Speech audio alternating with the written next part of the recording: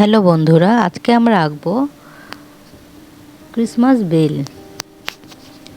দেখো বেলটা প্রথমে পেন্সিল দিয়ে আঁকে নেব ইউ আকৃতির করে, দুই দিকে একটু বাঁকানো এবং নিচে একটা রাউন্ড শেপ, তার সাথে হালকা একটা রাউন্ড শেপ, এবং এবার নিচে আমরা যে বেলটা বাজে সেটার একটা রাউন্ড আর কি, এটা সুন্দর করে করে নিলাম।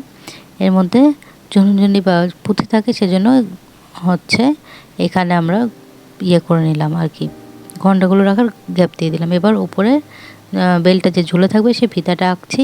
ফিতাটা কিভাবে ঝুলে থাকে ঠিক সেই রকম করে আঁকছি, একটু তোমরা ভালো করে দেখে নাও যাতে সমস্যা না হয় আর কি কিভাবে ফিতাটা।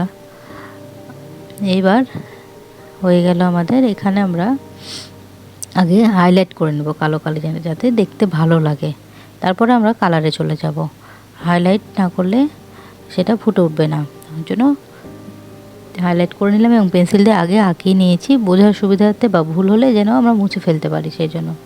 এবার দেখো ফিতার সামনের দিকগুলো আমরা হাইলাইট করে নিচ্ছি। এবার বেলটা করে নিচ্ছি। বেলটা হয়ে যাওয়ার পরে এবার নিচে রাউন্ডটা করে নিলাম। নিচে রাউন্ডের পরে এবার ঝুনঝুনিটা যেটা বাজবে আর কি সেখানে, হ্যাঁ এখানে একটু গোল গোল গোল গোল দেবো, যাতে মানে ভেতরটা তো আমরা দেখতে পাই না, ওটা অন্ধকার আর কি ভেতরে। এবার ডিজাইনগুলো করে নিচ্ছি, ডিজাইনের ভেতরে একটু করে গোল দিচ্ছি যেন বাকিটা সাদার মধ্যেটা কালার হয়, সেই জন্য, আর দেখতে যেন ভালো লাগে ঠিক সেই জন্য। এবার দেখো জিনিসটা কত সুন্দর লাগছে দেখতে। এবার আমরা রং করবো, মাত্র 3টা কালারের কাজ করব এখানে। আর লাল কালারটা দিয়ে দিচ্ছি, ফিতা তো লাল কালারই হয়। আর ক্রিসমাস ডের জন্য বেলটা যেহেতু আঁকছি, আর ক্রিসমাস মানেই লাল সবুজের খেলা, সাদা এগুলো নেই, সেই জন্য আমরা ফিতাটা লাল কালার দিচ্ছি যেন এটা খুব ভালো লাগে, চোখে লাগে। আর এটা আমরা কালারটা হচ্ছে কোথাও ডার্ক কোথাও লাইট এভাবে করব, বা বেশি ডার্ক করলেও ভালো লাগবে দেখতে, তোমাদের যেমন ভালো লাগে। এখানে আমি যে কালারটা ইউজ করছি এটা হচ্ছে, আমি মূলত ডায়মন্ড কালার দিয়েই কাজ করছি। এখানে ডায়মন্ড কালার দিয়ে কাজ করছি, আর লালের কাজগুলো আমরা আগে করে নেব। এখানে আমি আবার ইউজ করছি মার্কার। এই ভেতরে লালগুলো তো ডায়মন্ড কালারটা অনেক মোটা, ওই জন্য হবে না, ওই জন্য আমরা ইউজ করছি মার্কার। এবার আমরা সবুজ করে নেব ভেতরেটা, আগে লাল করে নেওয়ার কারণ যাতে সবুজটা ভেতরে না যায়, ঠিক সেই জন্য, গেলে দেখতে ভালো লাগবে না, ওই জন্য আগে লাল কালার করে নিলাম। এবার আমরা সবুজ কালারটা করছি। সবুজ কালারটা হয়ে গেলে দেখো আমরা খুব সবুজটা ডিপ করে দেওয়ার চেষ্টা করব, এটা দেখতেও সুন্দর লাগবে।